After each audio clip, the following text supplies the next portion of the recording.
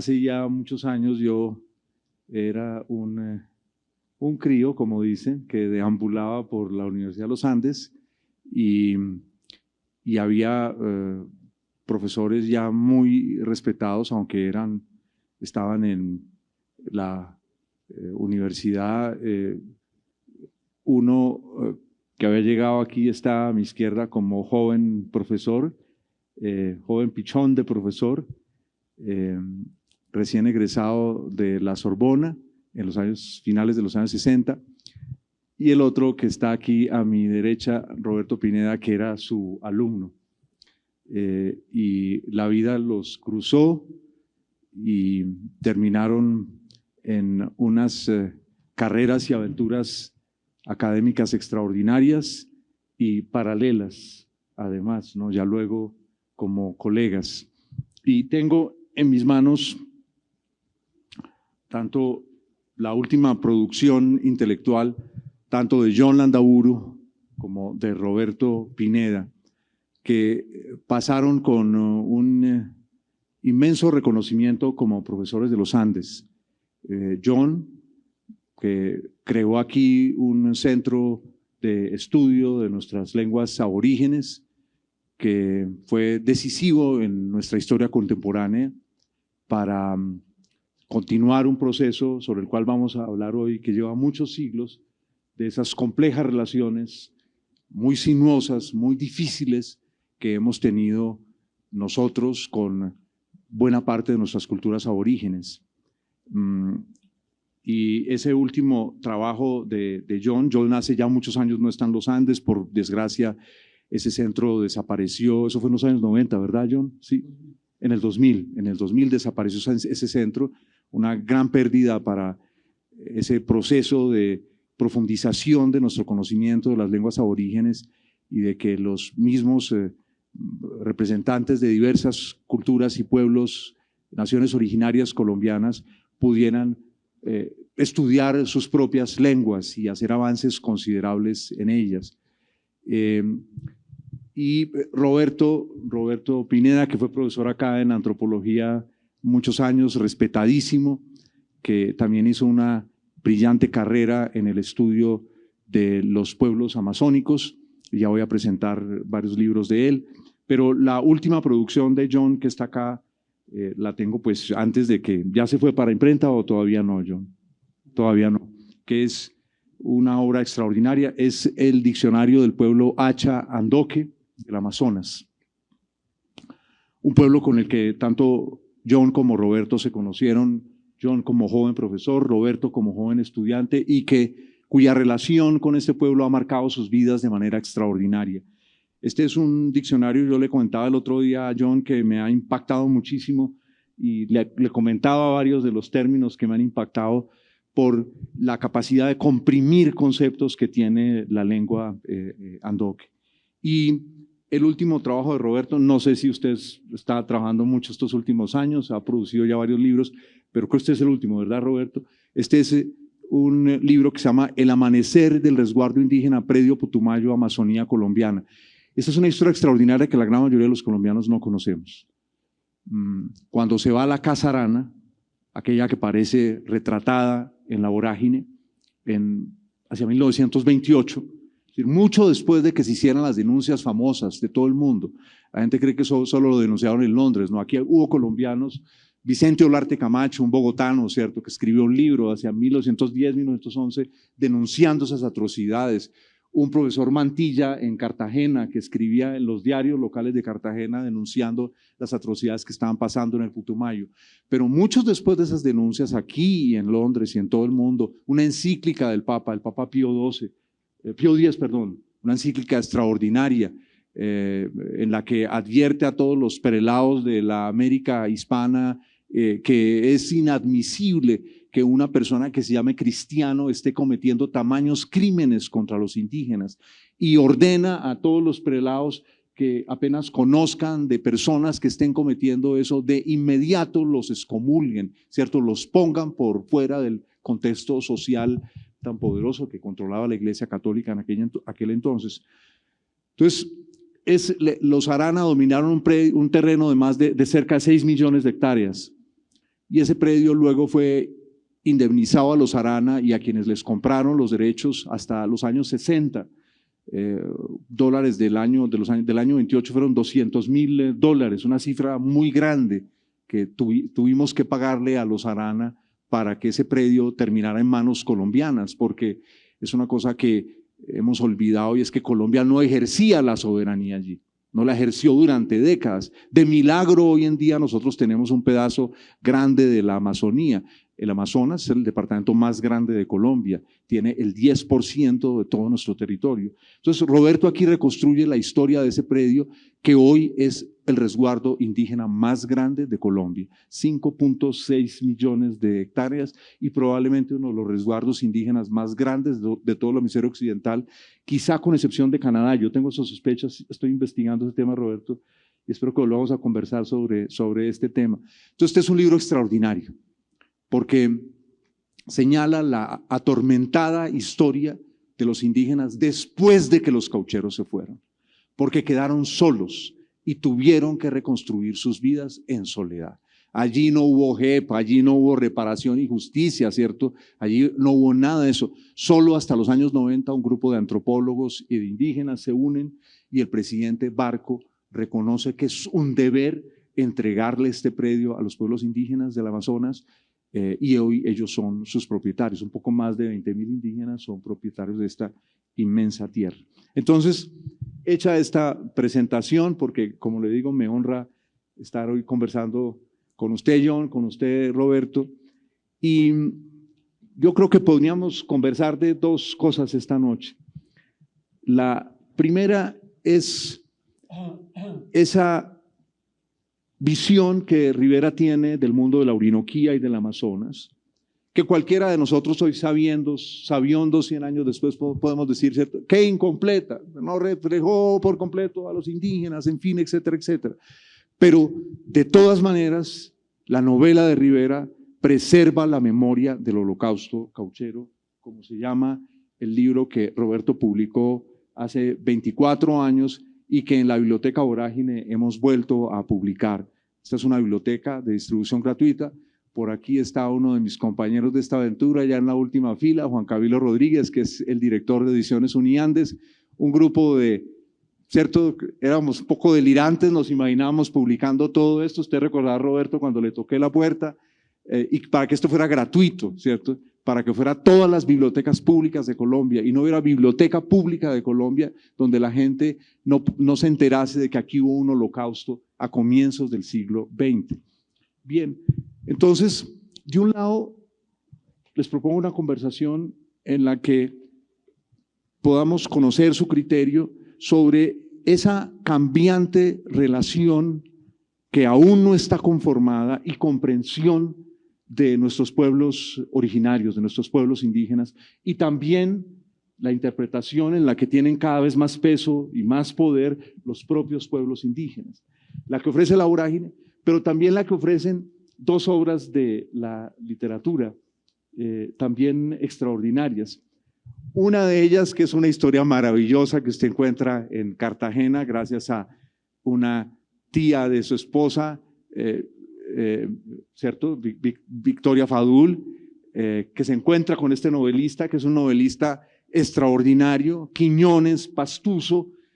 Por aquí creo haber visto a Mauricio Chávez, que es Mauricio, buenas noches, bienvenido. Mauricio está también tras la huella de Quiñones. Recientemente publicó un artículo en un libro editado en Ibagué sobre el tema.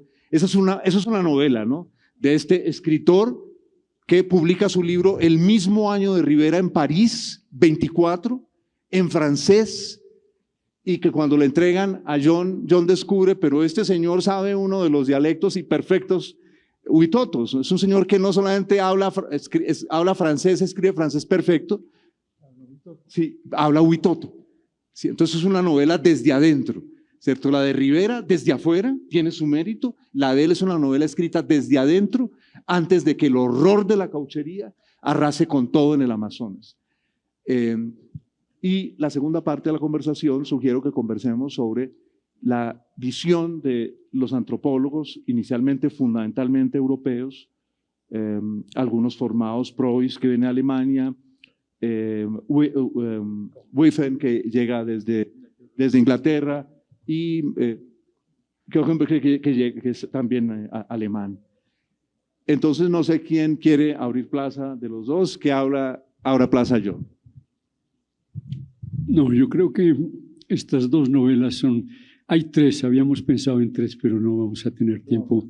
No, mencionemos. La tercera es la de César Uribe Piedreita, que se llama Toa, y que es también autobiográfica en buena parte, porque cuenta las aventuras novelizadas, ¿no?, de un paisa médico que lo manda el gobierno colombiano a ver qué pasa con los caucheros colombianos en la frontera con Perú.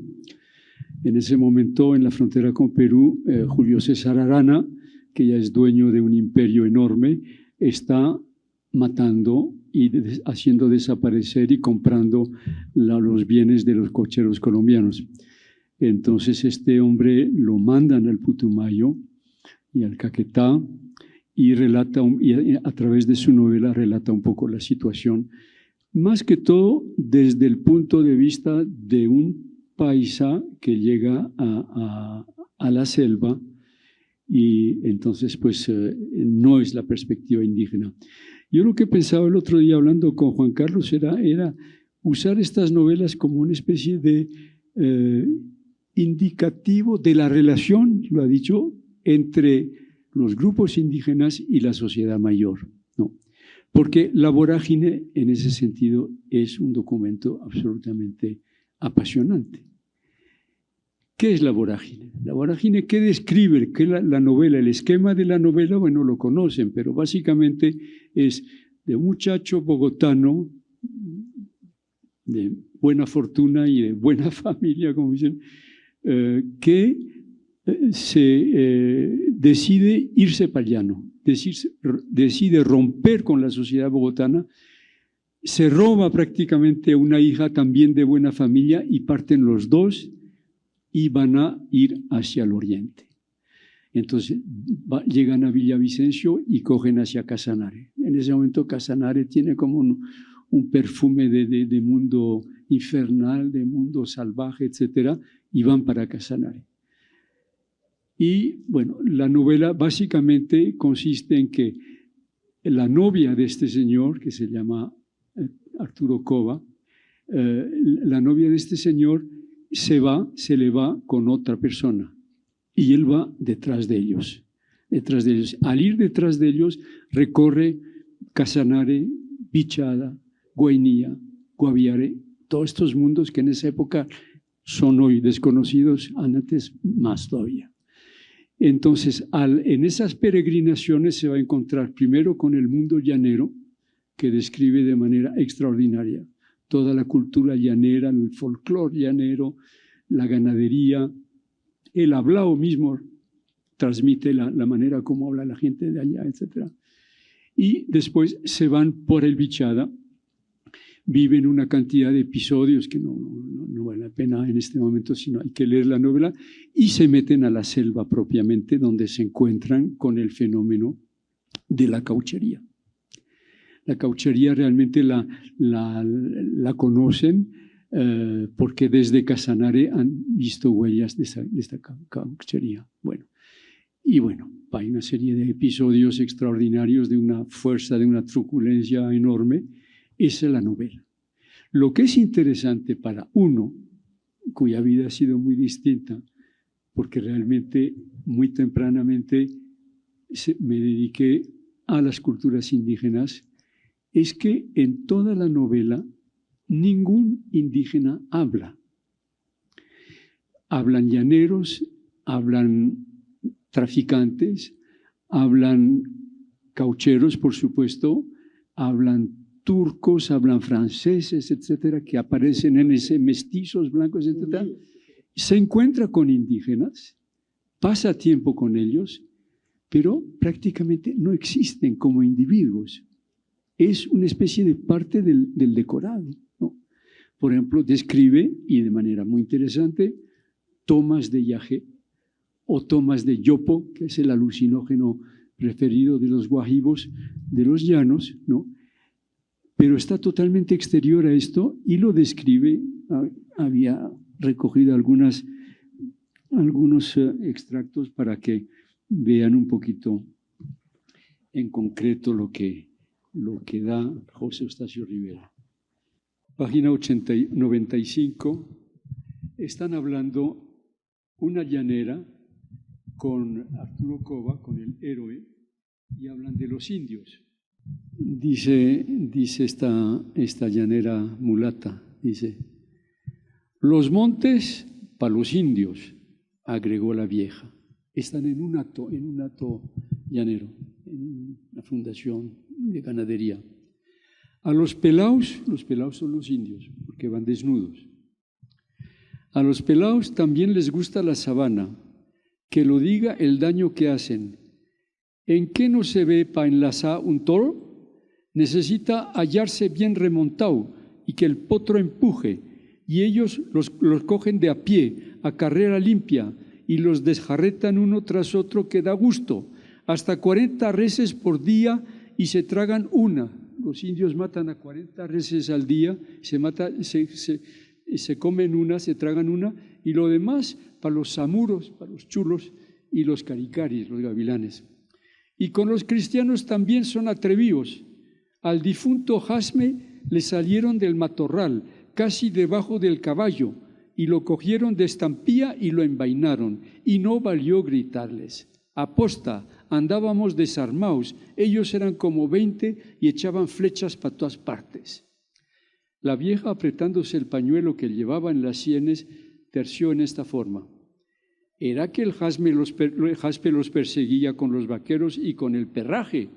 Donde mataba a uno, prendía candela y hacía como se lo estaba comiendo asao, para que lo vieran los fugitivos o los vigías que atalayaban sobre los moriches. De lectura a veces es un poco difícil. Ahí lo que dice es que había un tal Jaspe, un llanero, que perseguía a los indios con los vaqueros y donde mataba a uno, prendía candela y hacía como si se lo estaba comiendo asado para que lo vieran los indios, los fugitivos que tuvieran miedo, o los vigías que atalayaban sobre los moriches que estaban encima de las palmas para ver qué hacían los blancos.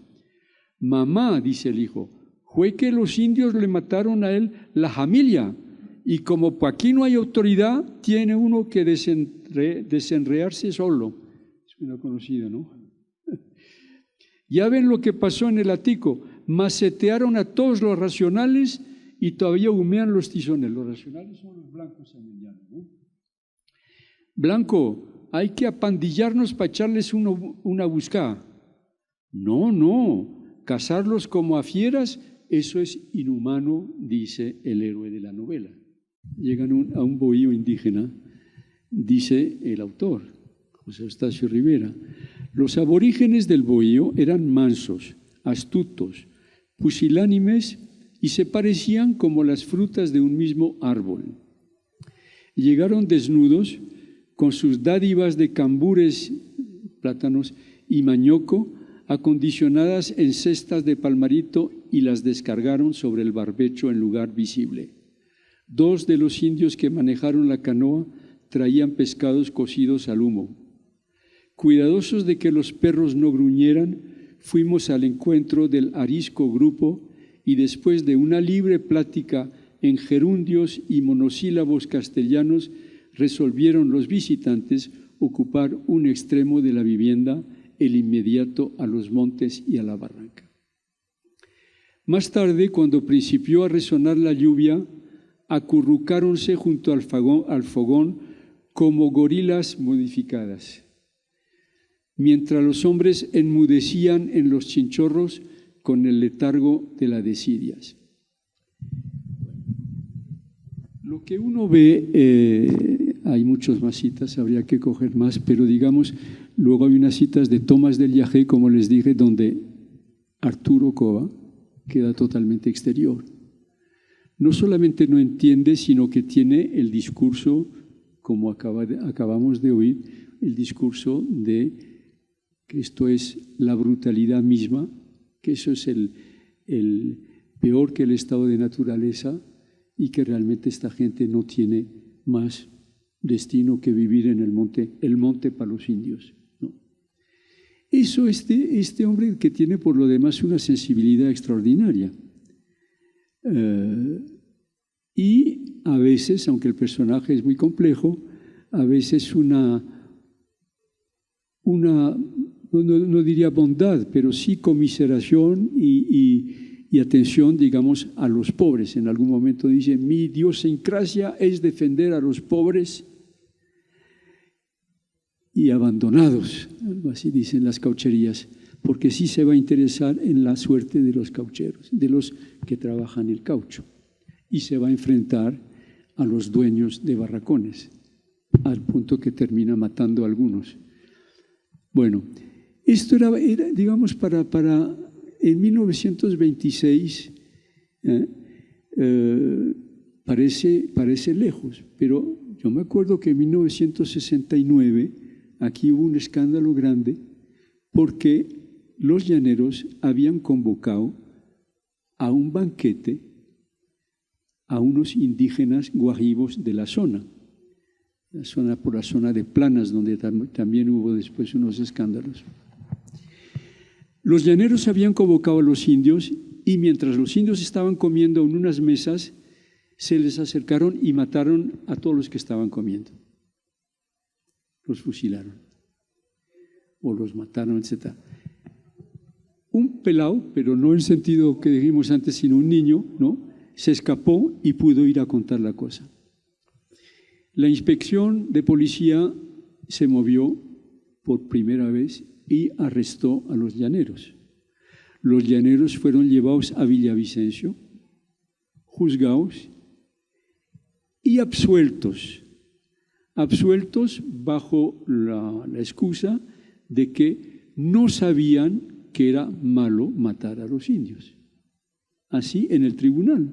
Eso salió en la prensa, eso no es ninguna cosa rara, y hubo un debate, un pequeño debate, no muy grande, pero sí hubo un pequeño debate. Afortunadamente, entonces apelaron, hubo un nuevo juicio, ¿no?, y los condenaron a cosas muy sencillas de 1 año o algunos meses no más. Bueno, eso para decirle 1969. 40 años después de lo que les comentaba, eso seguía. Eso ya ha ido cediendo, ya es distinto. Y estamos entrando en otras épocas de una sensibilidad muy distinta frente al problema indígena.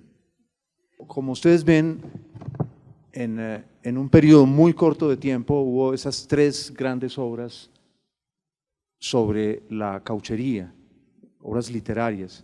Uribe Piedrahíta, a quien acaba de mencionar John, que pone de protagonista a un médico. Uribe Piedrahíta fue un médico epidemiólogo colombiano muy brillante, estudió en los Estados Unidos, y él escribe su novela Toa cuando es rector, es antioqueño de Medellín, vive en Bogotá, hace su carrera en Bogotá académica y también literaria, y cuando es rector de la Universidad del Cauca, durante 10 días en la hacienda del poeta Guillermo Valencia escribe esta novela, que es una novela extraordinaria.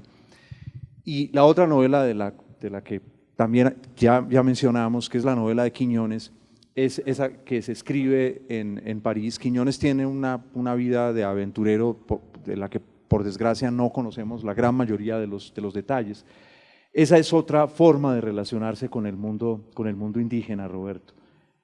Allí los indígenas están presentes, son vivos, están vivos, hay unas descripciones muy precisas de su cultura, y yo le he escuchado a usted que esa es además una novela etnográfica, pero ojo, hay que cuidarse mucho de los juicios un siglo después, porque hay un peligro, John, ¿cierto? Decir, es que Rivera era insensible frente al mundo de los indígenas. No, ese era el mundo nuestro, la comprensión de lo que estaba más allá de los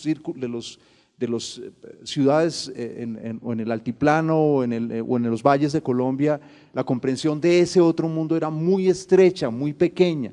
Hay un peligro inmenso a juzgar como sabiondos un siglo después y a decir es que no les importaba, no. como dice John también, en Rivera hay una inmensa sensibilidad hacia quien es distinto, inmensa, a través de su protagonista que es Cobo. Por ejemplo, hay una sensibilidad completamente contemporánea hacia la naturaleza.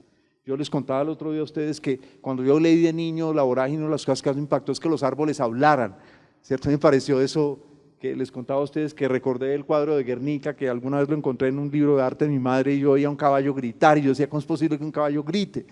Sí, era extraordinario eso, y en Rivera hoy es común, porque hay tantos libros tan bonitos, místicos sobre la naturaleza, pero en aquel entonces un autor colombiano poniendo a hablar a los árboles. Entonces, no es que Rivera ignorase a los indígenas, es que Rivera refleja cuál era nuestra difícil relación de ese momento con el mundo indígena, que sigue siendo difícil hasta el día de hoy. Roberto, entonces, ¿para qué toreó usted a Quiñones? Bueno, buenas noches para todos. Aquí tenemos a una persona que es Mauricio Chávez, ¿no? Especialista también en Quiñones, que de pronto podría complementarnos algunos elementos de su investigación. Yo quisiera hacer, de su descubrimiento reciente, yo quisiera hacer simplemente una breve historia de la divulgación de la novela, como tú dijiste, ¿no? Pues esa se descubre en Cartagena por la tía de Maite, ¿no? A través de John, obviamente, y pues creo que pues, era una novela, me parece a mí, completamente desconocida, gran parte olvidada tanto en el punto de vista literario como desde el punto de vista etnográfico, ¿no? Pues Quiñones pues, va en una comisión militar, va probablemente a un puesto del Cará Paraná, pues voy a ser muy simple para entrar en detalles, y fundamentalmente seguramente sufre los ataques de la Casa Arana en el río Cará Paraná, en donde viven los Huitotos Murui. Eso creo que es importante, y según él nos cuenta, va a una maloca, efectivamente. La trama muy breve de la novela es que la hija del cacique de esa novela, que es un cacique Murui, que es reconocido incluso histórico por, voy a mencionar luego, Eudosio Becerra, pues está destinada a casarse con un gran guerrero que mate un gran tigre que tiene asolada la población, un gran jaguar, ¿no? Y pues básicamente la idea general es que esta muchacha se enamora de ese recién llegado, ¿no? Y empieza pues… es un blanco. Que es un blanco, es un no indígena, y empieza el dilema, ¿no? De su compromiso y de su enamoramiento, digámoslo así, y para hacerlo breve, termina ante esos dilemas, casi al estilo la tragedia griega, ¿no? Lo interesante es que precisamente esa novela rebatía una idea que teníamos un poco en general, que no era falsa. Algo que era interesante es que los novelistas habían hablado precisamente del cinturón del caucho, digámoslo así, mientras que los etnógrafos y los grandes etnógrafos de su época, de principios del siglo XX, como Cogrumben en el Baupés, como el mismo Teodoro Conrad Brois entre los Huitotos Murui, que descubren el Orteguaza que oían, y el mismo capitán Wiffen, ¿no? Que eran los grandes etnógrafos, hablaban del adentro, digámoslo así, en oposición al hablar del fuera, ¿no? Es decir, como si hubieran hecho énfasis diferentes. Podríamos mirar también el gran valor de mirar de adentro, pero aunque tanto Cogrumben como Wiffen, sobre todo, sí mencionan los caucheros. Cogrumben es el gran etnólogo alemán que está entre 1904 y 6 en el Alto Río Negro, particularmente en el Baupés, que hace una etnografía, pero como relato de viaje, que era la forma en que los alemanes en gran parte expresaban sus etnografías, no la etnografía después más bien de un sitio, etc. Y el mismo Wiffen, que también hace un relato de viaje, aunque lo expresa de otra manera, otro canon etnográfico, digamos monográfico, también menciona a los caucheros y tendrá un rol en la denuncia también de la Casa Arana cuando él regresa a Inglaterra y el Foreign Office lo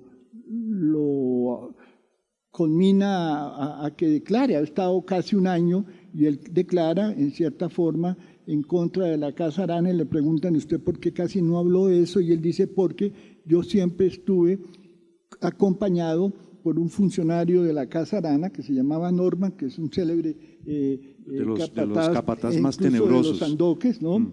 Y que lo acompañaba siempre y que aparentemente le limpiaba el terreno, digámoslo así, hasta que un día él se adelanta y llega a un barracón y encuentra a una niña que está siendo azotada y ahí se da cuenta, se percata que los cepos y otros instrumentos de castigo estaban escondidos en el bosque, pero su obra no es esto, en parte porque ha habido ese escándalo internacional, etcétera, y quizá pues él considera que es más importante mostrar cómo vivían los huitotos, porque los otros también habían investigado los asuntos de la Casa Arana, pero por otro lado no se habían preocupado porque no podían preocuparse por los otros eventos.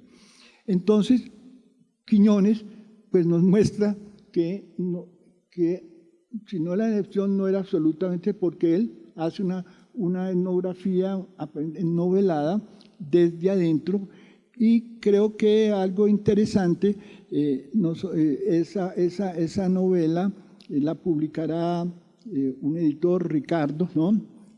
Creo que en Diente de Papel, Diente de León, digámoslo así, y se ocurre que va a hacer una introducción, ¿no? Y en esa introducción se le pide a Eudosio Becerra, ¿no? que era un profesor de lingüística huitoto en la Universidad Nacional, que dictaba 2 cursos, que había traducido a Teodoro Conrad Preuss del alemán, del huitoto de Preuss al castellano, ¿no? En su libro La mitología y religión de los huitotos. Bueno, y Eudosio lee también la novela, ¿no?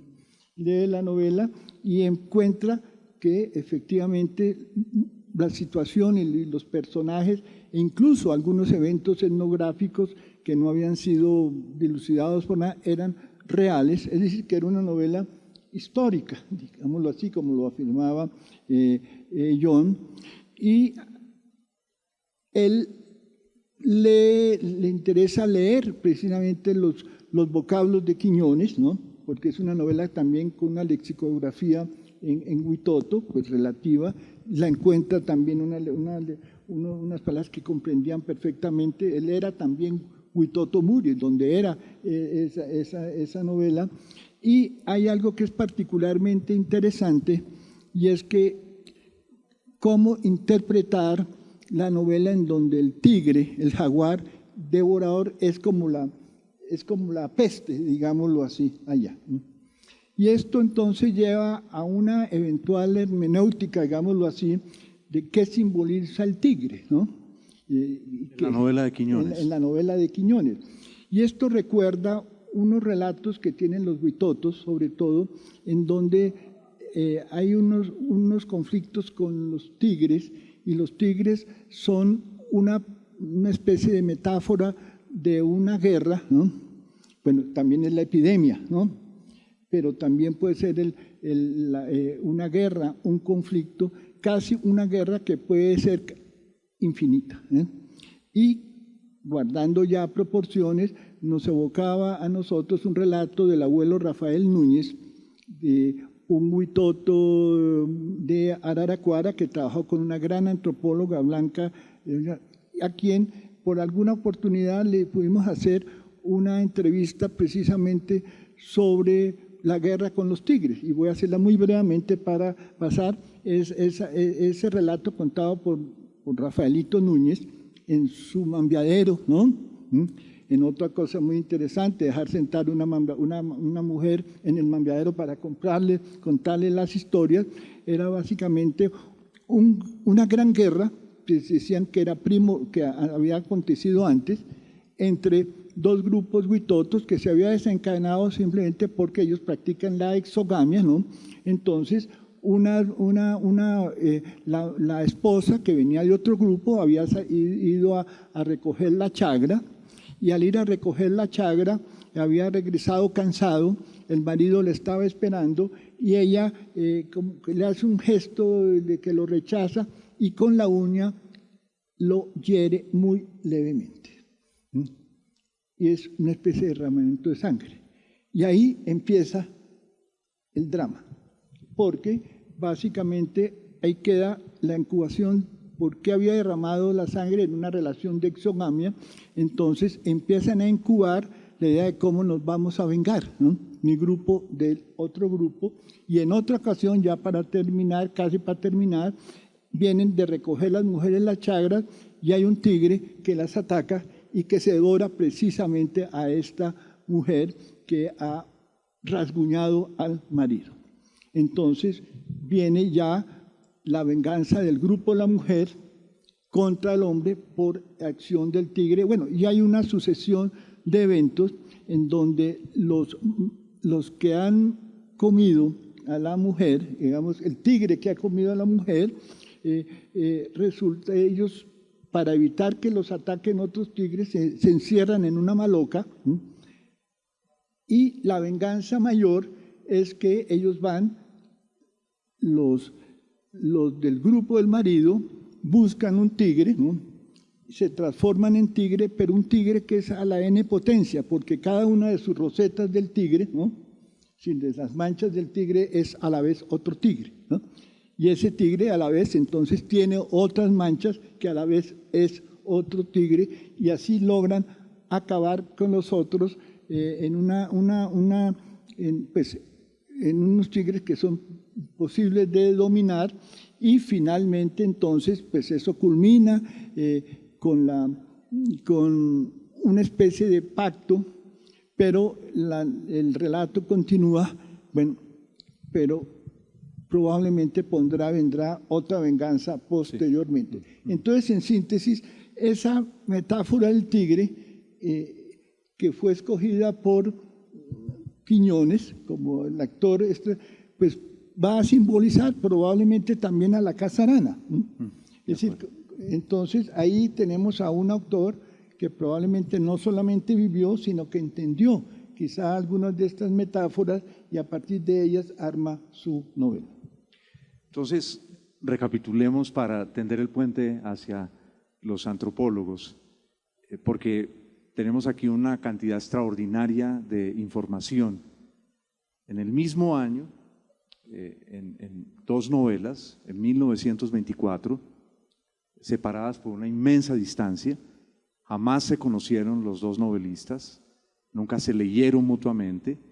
Quiñones no perteneció al mundo literario de Colombia, es una figura muy extraordinaria en ese aspecto, y cuando algunos decidimos organizar esta idea de que se celebrase en grande el centenario de la vorágine, en mi caso, una de mis contribuciones que pensé que podía aportar era que otras obras también pudieran hacerse visibles gracias al centenario de la vorágine, que también termináramos hablando de Quiñones, que también habláramos de Uribe Piedrahíta, que además hizo otra novela sobre el petróleo, que fue un homenaje a Rivera, que nunca pudo escribir su novela sobre el petróleo.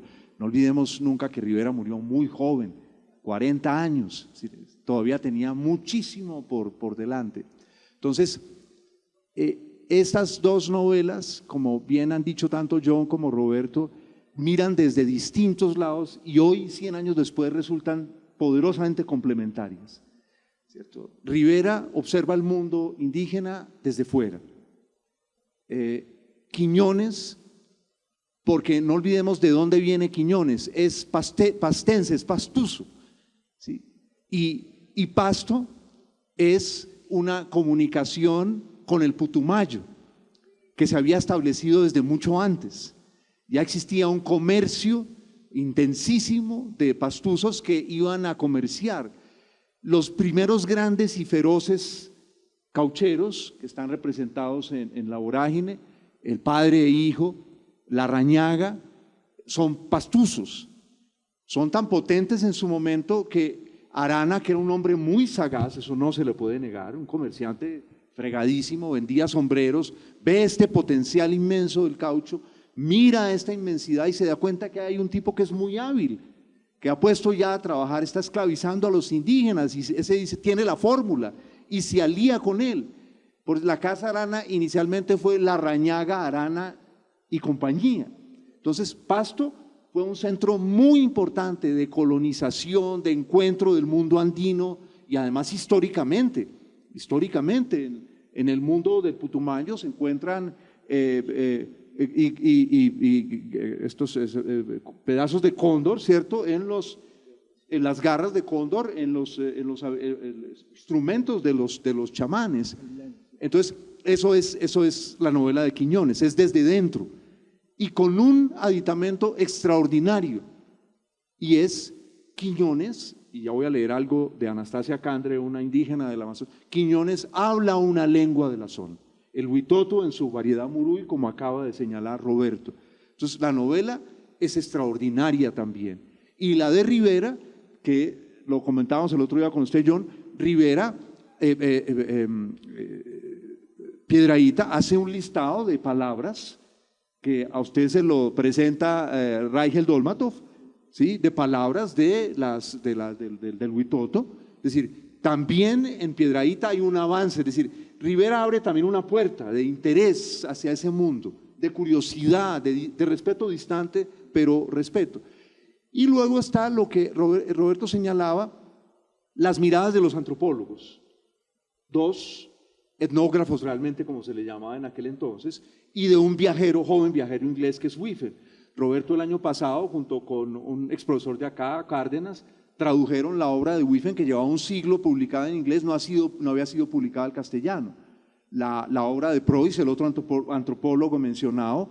Preuss grabó, por ejemplo, en esos fonógrafos de la época, en esos cilindros, grabó cantos huitotos, que están, si mal no recuerdo, en el Museo de Etnografía de Berlín, ¿verdad? Sí. Entonces, la obra de Grunberg no ha sido traducida al castellano, espera traducción. Fue traducido. Ah, ¿fue traducido? En el 98. Ah, ya. Casi. Sí, la más tardía traducción es la de Whiffen, ¿verdad? Sí. La de Preuss, sí. Bien. Entonces, esos tres etnógrafos aparentemente miran desde adentro, pero la novela de Quiñones introduce un elemento nuevo. Si había un novelista colombiano que había mirado el mundo indígena desde adentro, como no lo había mirado ninguno de los antropólogos extranjeros. Y ya le paso el micrófono a Roberto, John, porque quisiera leer para la biblioteca Vorágine que está allí expuesta, esa de la que hablaba hace un rato. Yo edité el libro sobre una mujer extraordinaria de la Amazonía, Anastasia Kandre, que Roberto conoció. Les invito a conocer la historia, la biografía de ella. Si estuviese viva, probablemente sería una de las autores, de las artistas, de las poetas más importantes de Colombia y de todo el mundo aborigen, desde Canadá hasta la Patagonia. Para que no se la olvidara, yo recopilé todos los materiales los estudios que ella hizo. Ella fue una mujer extraordinaria porque ella, a través de ella, una cultura milenaria, amazónica, oral, de inmensa riqueza. Los colombianos, muchos creemos que el que tiene una cultura oral es analfabeto. No. Una cultura oral puede ser de tanta riqueza como una cultura escrita. Y Anastasia hizo ese tránsito, ella en su persona, de su cultura milenaria a transformar esa cultura milenaria también en una cultura escrita. Y miren lo que escribía ella, que me parece importante como apertura a la segunda parte, donde vamos a profundizar más en la relación con los etnógrafos. Sin embargo, en el pasado, nuestros saberes han sido convertidos en insumos académicos o informativos en los que desaparecen los nombres de los autores, los personajes y los lugares de donde se obtuvo la investigación. Esto se ve con mucha claridad en el caso de las investigaciones de Richard Evans Schultes y de Robert Raffau en libros suyos como El bejuco del alma, donde aparecen malocas, mujeres, niños, hombres, incluso adornados para baile, pero sin que en ninguna parte se diga, esto es maloca de tal persona, esta persona se llama así, aquí se están preparando para tal baile, esto lo digo con tristeza y lágrimas en mis ojos. Aquí hago un paréntesis. Por supuesto, Anastasia no está refiriéndose a todos. En el caso de Johnny y Roberto es un buen ejemplo de que se podía interlocutar en igualdad de condiciones una cultura letrada con una cultura que no era letrada, pero de inmensa sabiduría. Y eso se refleja en el diccionario que yo les acabo de mostrar, que lo ha hecho Johnny, y me gustaría, John, que en un rato también nos hablase de ese diccionario, de cómo fue ese trabajo, y en lo que ha hecho Roberto también. Entonces sigue Anastasia. Cuando pedí ayuda al gobernador de turno del departamento del Amazonas en el año 2003, pasé el presente proyecto, que yo rescaté acá en este libro, y me respondieron que estaba muy bueno, muy interesante, muy importante, pero que no se disponía de los recursos para apoyar este tipo de investigación cultural propia. Asimismo, el señor alcalde de turno del municipio de Leticia me dio la misma respuesta, que no había dinero o presupuesto destinado para este tipo de actividades. Algunas personas que trabajaban en las instituciones privadas y públicas, yo les comentaba de este proyecto y me decían, comillas, pero Anastasia, usted como indígena tiene cómo hacer este trabajo, ahora todos los indígenas tienen ayuda del gobierno nacional, ustedes tienen plata de transferencia, ahora el indígena no es como antes, creo que usted como indígena tiene más ayuda que cualquier ciudadano que vive en este país, tiene su propia autonomía. Esto se escucha ahora con mucha frecuencia. Y entonces ya cierra comillas y dice, y resulta que las cosas no son como muchos colombianos se imaginan. Muchos no nos beneficiamos de esos programas gubernamentales. Al escuchar esas palabras lloraba y mis lágrimas caían por la ignorancia de algunas personas que no conocen los sufrimientos de cada persona. Me sentí muy triste, quería abandonar el proyecto, pero me acordé de mi padre, Lorenzo Candre, que cuando éramos pequeños nos decía, el papá de Anastasia fue uno de los niños, cuando los aranas se retiran en 1928, se llevan a la fuerza a buena parte de la población sobreviviente. Recordemos el tamaño del Holocausto. En el Holocausto nazi contra el pueblo judío europeo, los judíos europeos, fue asesinado un poco más de la mitad de los judíos europeos. En el Holocausto cauchero contra los indígenas de la Amazonía murió el 80%, fue exterminado, el 80% de los pueblos de nuestra Amazonía. Entonces, después de ese exterminio, los aranas se llevan a rastras por la fuerza, recorren sus paramilitares, sus grupos armados, ¿cierto? Recorren la Amazonía arrastrando a las personas en edad productiva, a los niños. El papá de Anastasia es arrastrado al Perú, él luego logra huir y regresar. Anastasia es indígena de La Chorrera, ¿cierto? Que fue el Auschwitz nuestro, ¿cierto? Ese campo de concentración donde decenas de miles de vidas fueron exterminadas.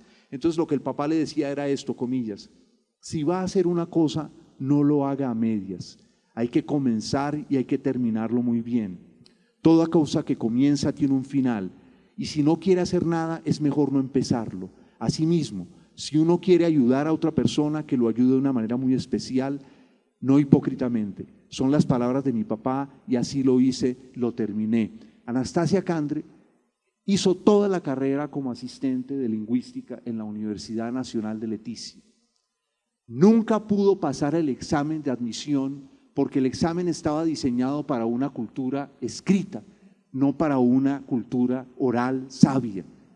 Yo hago una introducción en este libro cuando advierto a los lectores que se van a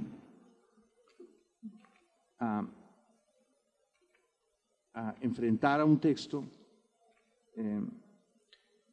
Hice esta advertencia, nota del editor. Anastasia, como todos los pueblos originarios de Colombia, provenía de una milenaria cultura oral. En su vida, ella ejemplificó con su riguroso esfuerzo de traducir al castellano los cantos rituales de su pueblo, la atención subyacente no solo a los procesos de traducción, sino también las tensiones que se derivan en el tránsito entre oralidad y escritura. Sócrates no dejó ninguna obra escrita, pero sus preguntas y diálogos son uno de los fundamentos de la cultura antigua y moderna. Cristo tampoco convirtió sus enseñanzas en obras escritas. Aún así, sus testimonios orales, transformados en canon escrito, están en los cimientos de la civilización europea y de una de las enseñanzas de más impacto universal. Hemos dejado los textos de Anastasia tal como ella los escribió. En el caso de su obra central, la traducción al castellano del ritual de las frutas, que corrigió hasta el final de su vida, tampoco le hemos metido mano. Que sus obras sirvan de vivo testimonio a un proceso extraordinario que tiene lugar ante nosotros en Colombia, las transiciones de milenarias y riquísimas culturas orales a culturas escritas. Y ese es un tema que la gran mayoría como sociedad no comprendemos, no entendemos, y que sigue siendo motivo, John y Roberto, de muchas tensiones.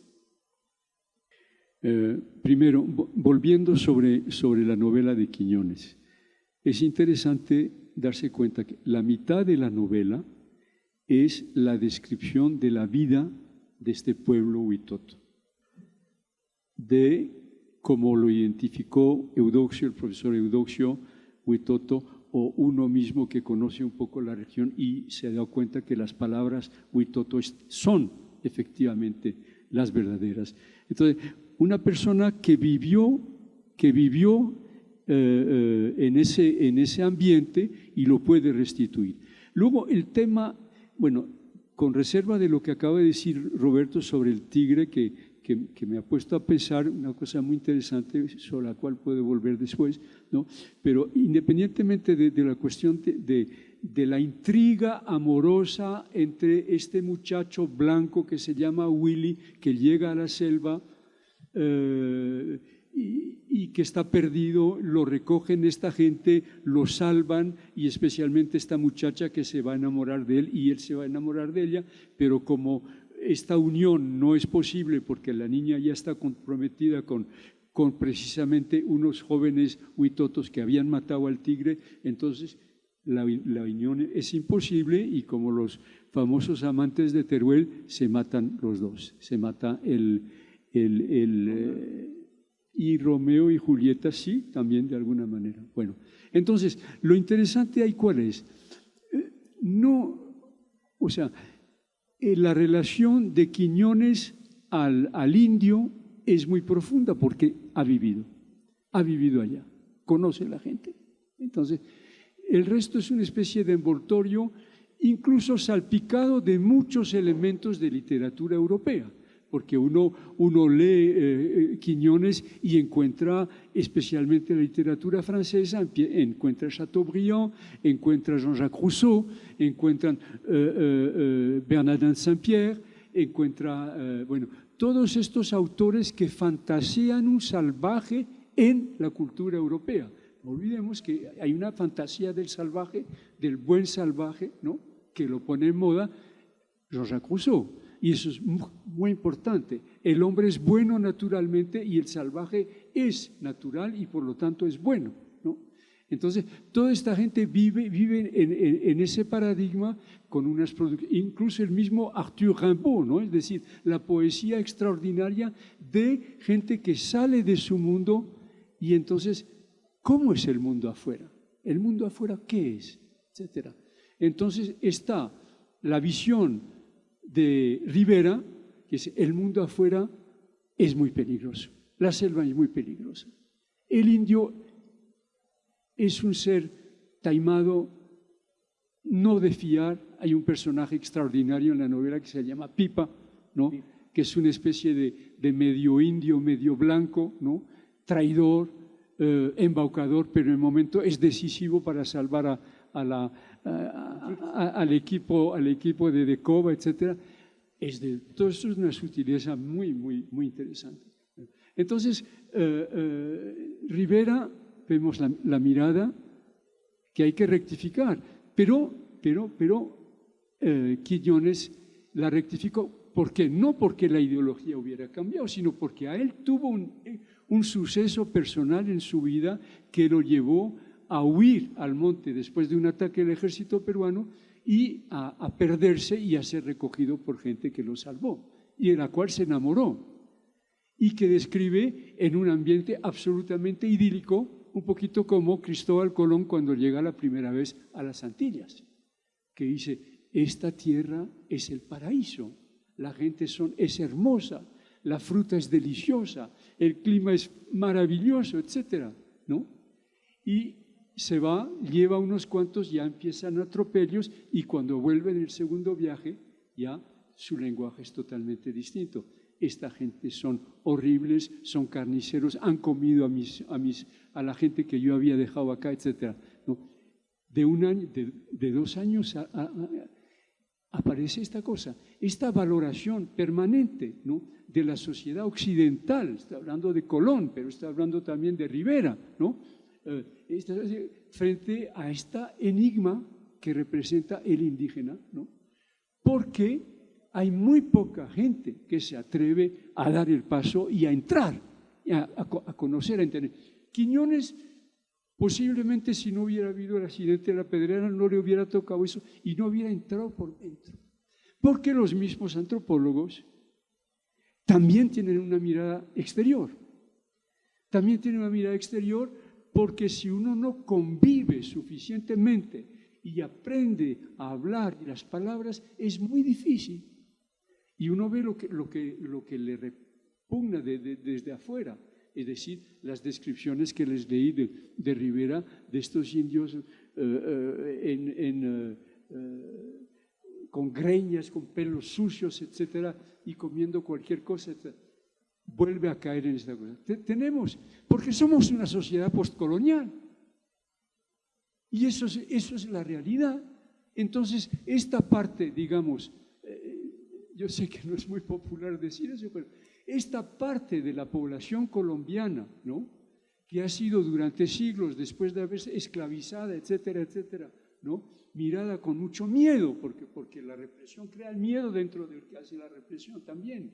Entonces hay una ambivalencia permanente hacia el indígena. Y eso tiene su expresión en la literatura y también en la antropología.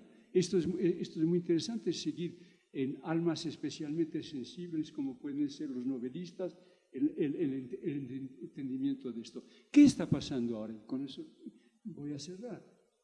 Está pasando que, afortunadamente, y en parte gracias a los antropólogos, pero también en parte gracias a la resistencia callada, no siempre callada, además a veces se explota, de los pueblos indígenas o de algunas comunidades indígenas, ha habido manifestación, levantamiento, ha habido rechazo. En 1890, que decía que los indígenas estaban en 3 categorías, ¿no? Los reducidos a la civilización, los en vías de ser reducidos a la civilización y los salvajes. La ley 1089 de 1890, que fue vigente hasta la Constitución de 1991. En toda esta época de la literatura seguimos con esta cuestión, obviamente que va resquebrajándose, va haciendo agua, y los movimientos indígenas y también los movimientos de algunos pensadores o críticos, etc. Entonces el indígena empieza a levantar la cabeza, empieza a expresarse. Es lo que estamos viendo, es lo que estamos viendo. Lo del resguardo Putumayo, que fueron, sí, 6 millones de hectáreas entregadas por el presidente Barco, ¿no? Tuvo un origen en todo un equipo de jóvenes funcionarios del INCORA, ¿no? Y el apoyo también de Martín Hildebrandt, que fue director de Asuntos Indígenas en ese momento, para conseguir que todas estas tierras fueran atribuidas a título de resguardo en una fórmula constitucional, ¿no?, que declaraba el resguardo como inembargable, invendible, inenajenable. Es decir, estamos en un momento muy distinto. Acaba de pasar una ley, o está pasando una ley de educación que permite la creación de una educación propia, es decir, cuyos contenidos, en parte el tema de la literatura oral o de la tradición oral con la tradición occidental, será un poco dirimido de manera concertada para saber qué es lo que hay que enseñar y que las autoridades indígenas tengan voz y voto en la decisión de cómo van a educar a sus hijos, ¿no? Entonces, está cambiando todo esto, está cambiando. Y la interlocución, pues tenemos aparición de voces como la de Anastasia Kandre, ¿no?, y de Hugo Jamió, y cada vez más hay poetas, cada vez más hay escritores que hacen el puente que no existía. Ese es el puente, ¿no? Ese puente está apareciendo. Hay muchos ambigüedades, hay muchos malentendidos también, hay cuestiones políticas que se enredan ahí y que no deberían enredarse, en fin, por lo menos en la forma actual. Y esto pues es el fondo de todo lo que estamos diciendo, es esta, la evolución de una parte de la sociedad colombiana hacia una parte de ella que había un pasado terrible, terrible, pero que hay que restablecer y hay que integrar. Y no para volverlos como nosotros, ni evidentemente nosotros como ellos, ¿no? Sino para entender la riqueza de estas visiones del mundo que son muy distintas de la racionalidad occidental y que son interesantes. Es decir, lo del tigre, al cual se refería Roberto, el tigre que simboliza de alguna manera las fuerzas que donde nuestro pueblo querido Andoque lo vemos como las fuerzas de Oriente, lo que sube del río. Y lo que sube del río puede ser también los caucheros, pero puede ser también la guerrilla, puede ser también en este momento las disidencias, puede ser la coca, puede ser las plumas de garza, puede ser, y todas las bonanzas supuestamente que ha vivido esta gente que terminan en desastre, pues que obviamente esta gente no ha entrado en economía capitalista, les dan mucha plata, es un destrozo que está pasando acá. Aquí podríamos hablar mucho más de lo que está pasando en este momento en el Amazonas, que es grave, que es muy grave, que es muy grave. Y en la sociedad mayor hay más capacidad de entender, tal vez. Y institucionalmente ya ha cambiado. La Constitución es un avance extraordinario, la Constitución 91. Las leyes de educación, la ley de cultura, la ley de lenguas, todo esto ha representado un avance en la conciencia del Estado, de su deber ser, ¿no? y de lo que está ahí. Entonces, bueno, ya. Es que cada uno de los temas que estamos tocando no deja de apasionarlo a uno. A propósito porque una de las cosas interesantes de Anastasia, yo no terminé de contarle la historia. Ella cursa todas las materias, pero no es admitida. Gana con su proyecto, que habría sido su proyecto, su tesis, gana una beca del Ministerio de Cultura, que está publicada aquí, que es un trabajo extraordinario, de una belleza poética además, porque ella fue la primera mujer que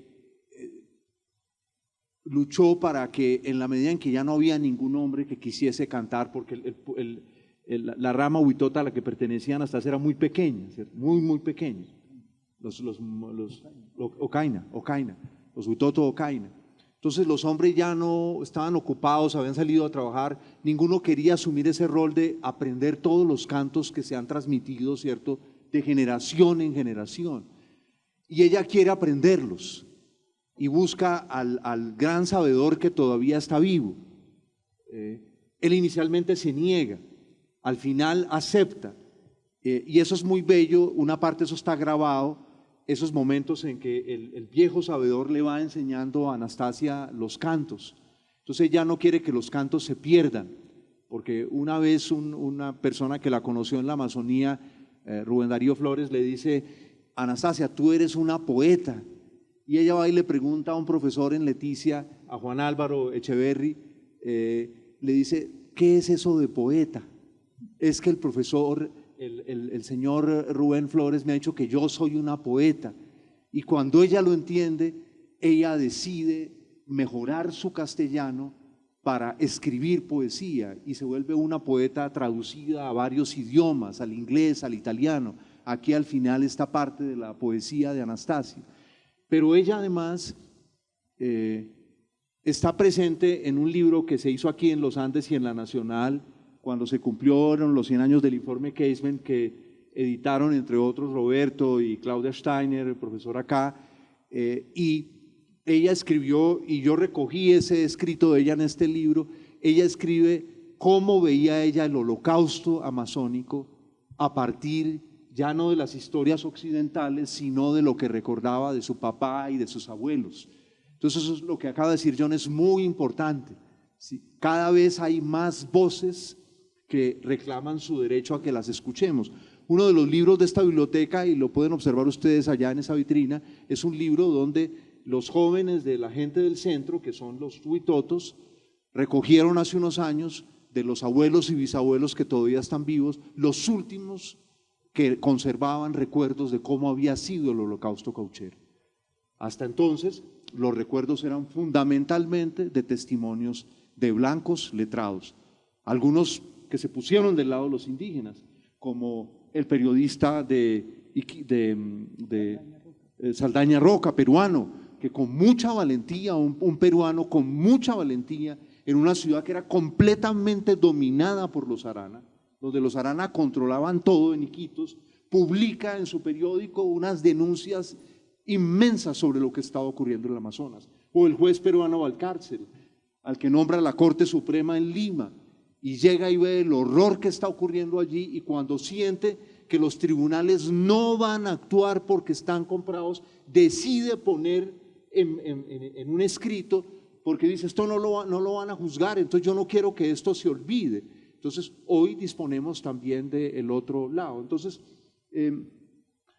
Roberto, en esta última parte, antes de que invitemos a Mauricio, que está allá en última fila, para que comparta con nosotros, además como pastense, como compatriota de Quiñones, yo sueño, Mauricio, con una carroza del carnaval que en enero de ahora del 2025 recoja las vorágines, recoja todas estas obras de la literatura, La guarida de los asesinos de Gómez, la novela de Alberto Montezuma Hurtado, El paraíso del diablo, dos otras obras de Nariño sobre todo este horror, y que esa carroza sirva de cierre de este año, pero también para que en Pasto, porque en Pasto muchos de estos autores no los conoce la mayoría de la gente, como en el resto de Colombia.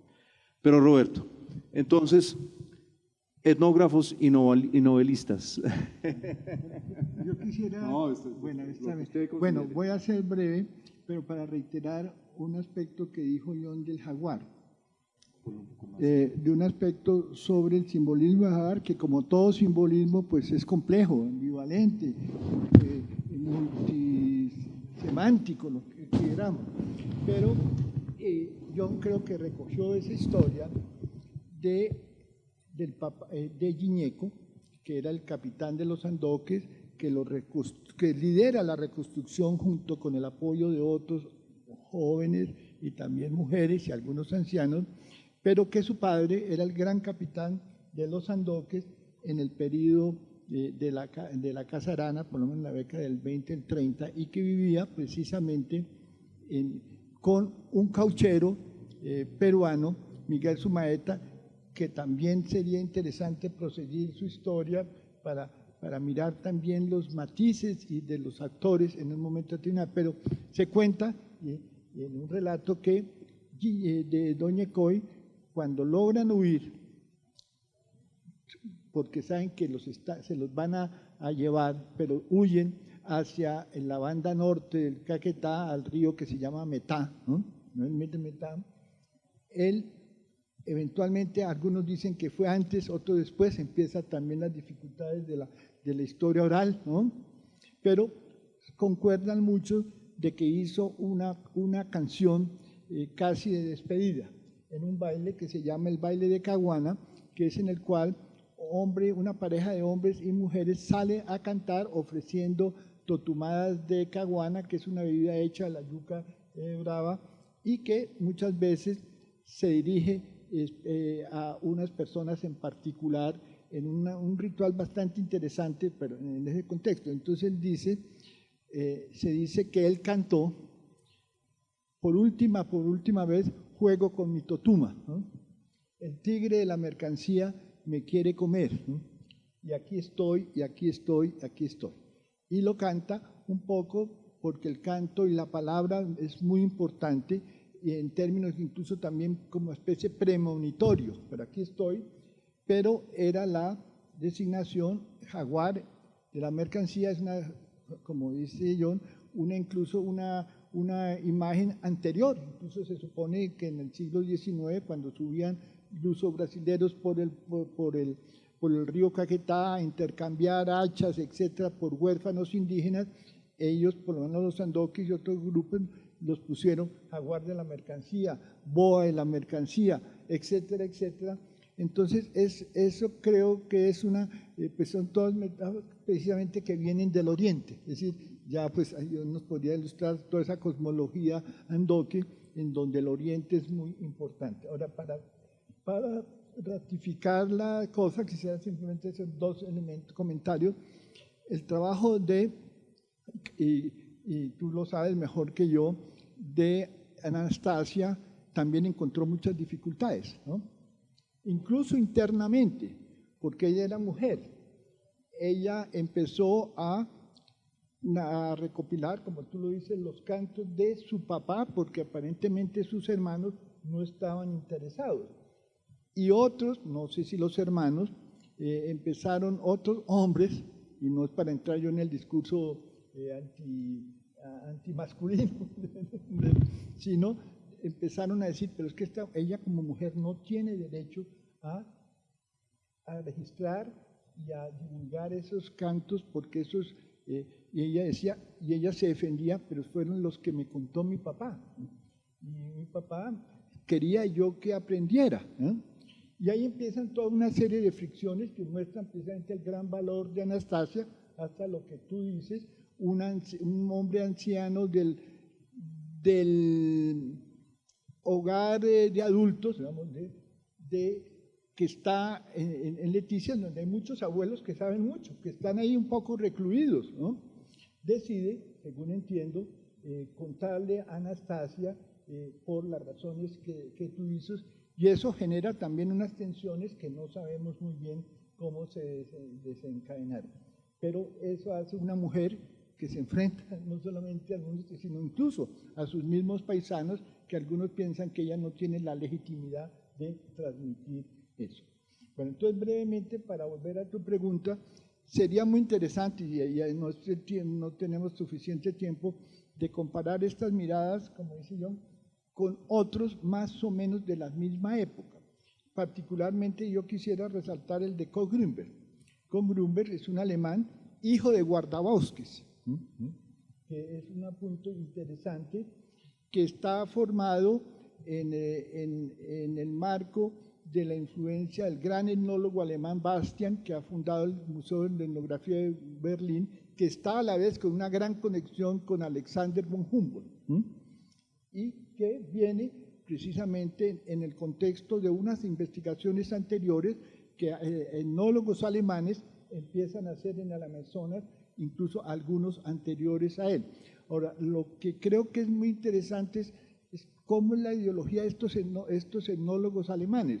Ellos no tienen la ideología de los ingleses, en donde perciben a las sociedades como salvajes, como bárbaros, bueno, esa clasificación, porque para ellos el indígena lo llaman el hombre natural. Claro, tiene a veces una connotación de infantilidad, ¿no? Pero no tienen el esquema evolucionista, ¿no? Y llega básicamente, después de un entrenamiento importante, sube por el río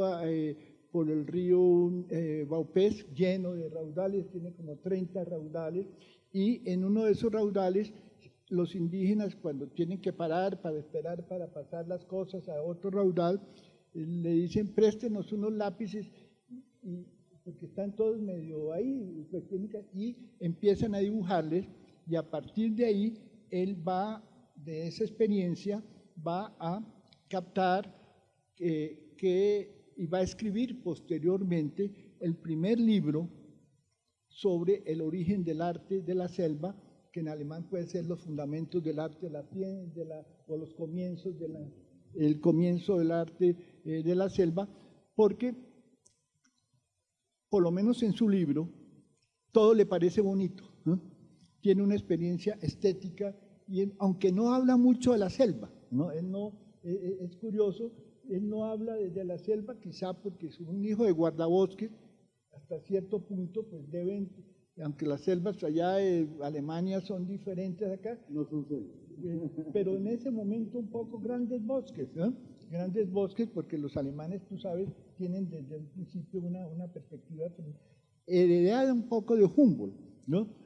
Y de otros autores, obviamente, ¿no? El romanticismo, etc. Entonces, ahí sí lo que dice John creo que es muy interesante, es su óptica que le permite ver otras cosas, aunque no se interesa por describir completamente la naturaleza, aunque sí describe por primera vez las actividades de las mujeres en las chacras, que pasaban muchas veces desapercibidas. Ahora, este joven, y ya para terminar, tiene otro joven ayudante que un día lo encuentra como dormido porque ha tomado yagé. Y ese joven, entonces Kohl Grünberg, seguramente en los grupos del Baupés muchos toman yagé, no siempre en ciertas circunstancias, entonces Kohl Grünberg sí alcanza a preguntarse si él debe tomar yagé o no. La que sabemos es que él toma unas poquitas totumaditas o una totumadita de yagé, porque con 2 totumaditas ya estaría de pronto en un viaje, y se asusta, porque ve bolas de fuego, etcétera, etcétera, y deja de tomar yagé. Ahora, ya para terminar, es importante porque el mismo Preuss, que es un profesor, es un joven de 30, 31, 32 años, Preuss ya viene de unos 44 años, que ya en época de 1900 era 44 años, era ya hoy día un adulto mayor,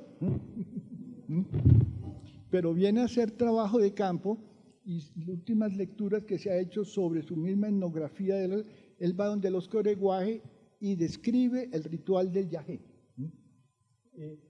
Quizá porque él ha venido de México de estudiar a los huicholes y allá hay toda la práctica del consumo del peyote, aunque pues aparentemente Preuss era mucho más, entre comillas, rígido.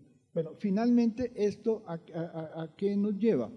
De lo que dice John, él se encuentra con los Mukak, ¿no?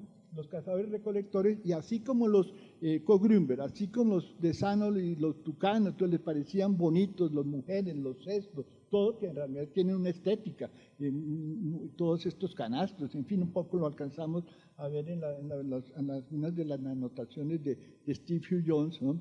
Sin embargo, a pesar de eso, no alcanza quizá a hacer la conexión. Bueno, los Nukak, los Muacu, que entonces le parecen feos. Esa es una mirada como si no fuera posible comprender. El mismo que está hablando de que el otro mundo es bonito, claro, los Muacu, él no vive con ellos. Y esperaremos hasta 1900 casi 70, ¿no? Cuando un antropólogo inglés, Peter Silverwood, va a vivir con los Macu, y cuando 1900 también 70 un antropólogo canadiense, franco-canadiense, alumno de Glish, va a trabajar también con los Cuiva, ¿no? Y vivirá 2 años entre ellos y nos dará una imagen muy interesante, porque aquí no puedo entrar a detallar. Sí. Bueno. Antes de invitar a Mauricio a que nos comparta sus hallazgos y cerrar y que nos diga dónde se consigue el libro, yo quisiera leer tres poemas de Anastasia Kandre, traducidos por ella misma. En el libro están en edición bilingüe, en huitoto y en castellano. La traducción es de ella. El yagé. Yo soy el yagé. No puede decirme quién eres. Soy tu abuelo. Boa, así me presento. Mi presencia es miedosa. Yo soy el yagé. Soy como el jaguar, que me siento con mi piel pintada. No te asustes de mi presencia. Abrázame. Solo es tu imaginación. No me diga. ¿Quién eres? Soy el abuelo yagé. Soy el espíritu que permanece de pie. Yo soy la sanación, el Dios que hace embriagar de los sueños maravillosos, cuántas enfermedades he quitado con mi soplo. Mi palabra es de vida y de saberes. Maldigo a aquellas personas burlonas. Si me piden perdón, perdono. He existido desde un principio y ningún ser se burla de mí. Yo soy el bejuco de la ciencia de los saberes. De mí mi gente tuvo conocimiento. Soy el Dios Yahé. La chagra. Para ella la chagra fue muy importante toda su vida porque fue el sitio donde conversaba con su madre, porque la chagra es el sitio femenino por excelencia. Abuela de la abundancia, abuela dueña del baile de frutas. Ella siembra las semillas y las cuida con amor maternal. Palo de yuca, yuca brava, yuca dulce, yuca para la bebida. Abuela, quiero ir a la chagra a sembrar tubérculos, ñame, plátano, maíz, piña. Reemplazo de muchos árboles que se tumbaron, bejucos que lo cortaron y sangran, la tierra que quemaron. Llega mi hermano y llega la abundancia. En la chagra se enseña los consejos. En la chagra fue donde me enseñaron. En la chagra la abuela enseña sus saberes a sus hijos e hijas, nietos y nietas. Y el ají, que es fundamental en toda la vida, la culinaria de todo el mundo amazónico. Picante como el ají. Sabroso y picante, su aroma delicioso, así como el corazón de la mujer huitota, furiosa y sus labios ardientes. Mujer huitota, su cuerpo oloroso como el perfume de la flor del ají, su voz fuerte y picante. Sola se calma de su ira, pero su corazón ardiente, y comienza a reírse. Jiji, jiji. El ají, corazón de la mujer. El ají, la fuerza femenina. El ají, planta medicinal de la mujer huitota. Es la verdadera enseñanza y conocimiento. El verdadero fuego de amor que no se apaga y vive alegremente en su dulce hogar. Esas son algunas de las poesías de Anastasia Kandre. Mauricio, un momento por acá y buenas noches, Mauricio. Ahí trae esta es la edición en castellano. Se había hecho una hace muchos años en Editorial Vedud y esta es la que Roberto escribe la introducción. Muy buenas noches con todas y todos. Tranquilo, profesor, no me voy a extender pues por el tiempo. Sin embargo, como ya lo dijo Juan Carlos, vengo haciendo una investigación sobre algunos autores nariñenses que también han publicado el mismo tema de la cauchería, desde diferentes ópticas, desde luego. En el corazón de la América Virgen, del que se ha referido el profesor, pues fue publicado en París en 1924. Realmente fue un libro desconocido en Colombia por muchísimo tiempo. Yo creo que esta edición del 2016 fue la que visibilizó un poco a Julio Quiñones. Sin embargo, también en 1948, Editorial ABC publicó una traducción hecha por el mismo Julio Quiñones en español, pero fue una obra rastreado pues, en periódicos, en prensa, que pasó muy desapercibida. Y en el 24, en París, en Francia, sí tuvo alguna recepción, porque el mismo Julio Quiñones en la edición del 48 al final pone todos, digamos, los artículos de prensa que se publicaron en Francia respecto a este libro. Seguramente, como decía el profesor, pues llamó mucho la atención el exotismo, la manera como está narrada la selva, que es muy diferente a como lo hace Rivera, ya han dado las explicaciones del caso. Y el personaje, o el autor más bien, Julio Quiñones, ha sido un autor muy difícil de rastrear.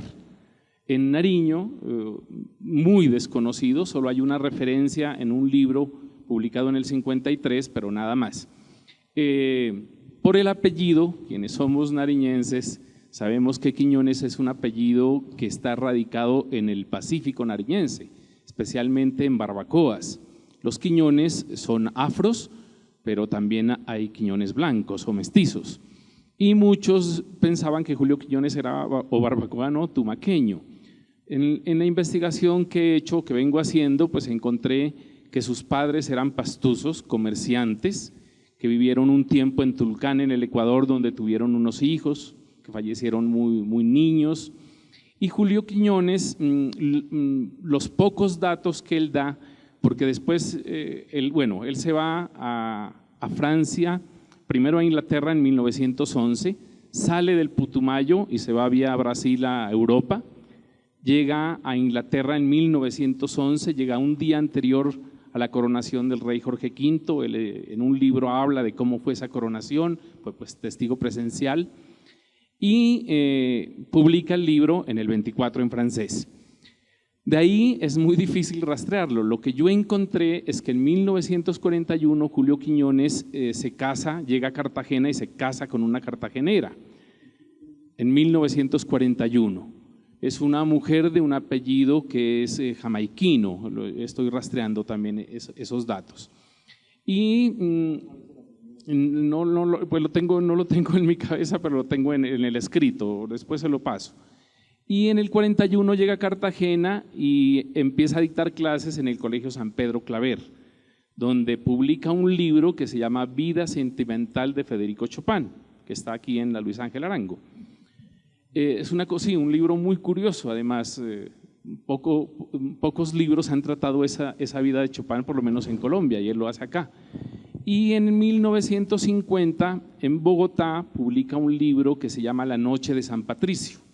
Es un libro muy curioso porque es la historia de 4 amigos que se encuentran en una taberna en Londres y empieza cada uno a narrar su vida de aventuras. Entonces el uno estuvo en el Japón, el otro estuvo en el África y en el 52 publica un libro que se llama Lejanas Añoranzas, que es un libro autobiográfico. Entonces en Lejanas Añoranzas es donde uno encuentra un poco, digamos, la biografía de Julio Quiñones. ¿Qué dice de Pasto? Dice que su niñez y su juventud fueron muy tristes y muy dolorosas y que prefiere no hablar de ese tema. Estudió en un colegio de jesuitas, pues que es el Colegio Javeriano de la ciudad de Pasto. Y eso es lo que hemos rastreado. Como dijo Juan Carlos, yo tengo un artículo mucho más extenso donde hablo de Julio Quiñones, pero también de Ricardo Gómez en La guarida de los asesinos, otro libro publicado en el 24, no novela, sino un libro de relatos, que igual que Julio Quiñones, un pastuso que vivió de 1905 a 1909 en el Putumayo. Y mi artículo se encuentra en un libro que se llama Relámpagos en la Maraña, que estuvo en la Filbo, lo editó Casa de Libros y creo que lo pueden conseguir pues en Lerner o en Librería Nacional. Ahí yo relato un poquito más pues la vida de Julio Quiñones y los libros escritos por nariñenses en el 24. Y para rematar, pues Relámpagos en la Maraña, de Casa de Libros. Y para terminar, porque no quiero extenderme, pues también ese personaje pastuso de la vorágine, ¿no? Que es Clemente Silva, ¿no? Y Clemente Silva, que es, digamos, como el viejo sabio, ¿no? Que es un símbolo del desplazamiento, porque Clemente va detrás de los huesos de su hijo, finalmente los encuentra y en un costalillo los lleva, ¿no? Y al final, como ustedes recordarán en la vorágine, pues en ese famoso telegrama dice que Clemente Silva sigue buscando a Arturo Cova y Alicia, ¿no? Era simplemente eso. Muchas gracias. Y todo esto lo ha permitido el año La Vorágine, ¿cierto? Porque como un viejo dicho bogotano ya olvidado, donde come el enfermo, come el alentado. Entonces otros, pero yo no puedo cerrar sin que yo mencione esta curiosidad bibliográfica maravillosa que tiene allí en las manos. Por favor, John, porque esto es parte de ese detective que fue el reencuentro con Julio Quiñones en Cartagena. Sí, a ver, este libro fue entregado por como lo dijo Juan Carlos, por la tía de mi esposa que está aquí, Maite Fadul. Y es muy interesante. Primero, Mauricio, esto está dedicado en el 36, en Cartagena. Llegó mucho antes, Mauricio. Sí, sí. Y dice, en francés dice, a Madame Victoria Fadul, la meilleure des amies, la mejor de las amigas, et la plus charmante de toutes les femmes, y la más encantadora de todas las mujeres, con la viva simpatía del autor Julio Quiñones, Cartagena, el 31 de mayo de 1936. Y con el libro venía la traducción de unos artículos de prensa sobre en el corazón de la América Virgen, que ella seguramente tradujo de publicaciones que son francesas las tres, una de Marsella, una de Lille y la otra de París, ¿no? Y la tradujo seguramente porque también ella era, como él, miembro de la Academia de Historia de Cartagena y ella solía escribir en, ¿cómo era el periódico de El Universal de Cartagena. Sí, y eso es. Y además este libro es una rareza bibliográfica para todos y para Mauricio, porque al lado de la edición más pues, masiva hubo esta edición, que es un tiraje de pequeño, numerados del 1 al 20, en una edición especial. Y entonces esto es un tesoro bibliográfico el que hemos repetido ya varias veces en el corazón de la América Virgen. Sí, sí, sí, el mismo de la novela, sí, sí es la novela, tal cual. Sí, sí, sí, por Perronnet, sí. Entonces ¿cierto? Es un tesoro bibliográfico, pero lo que nos ha descrito Mauricio describe muy bien ese proceso detectivesco de hallar. Él, para mí, cuando usted me mostró esta dedicatoria que le hizo a Victoria Fadul, yo sentí que era un gentleman de vieja escuela. Él. Sí, cierto, sí, con todos los… Un hombre muy, muy representativo de la cultura letrada de Pasto. La cultura letrada de Pasto ha sido una cultura muy sofisticada, grandes bibliotecas.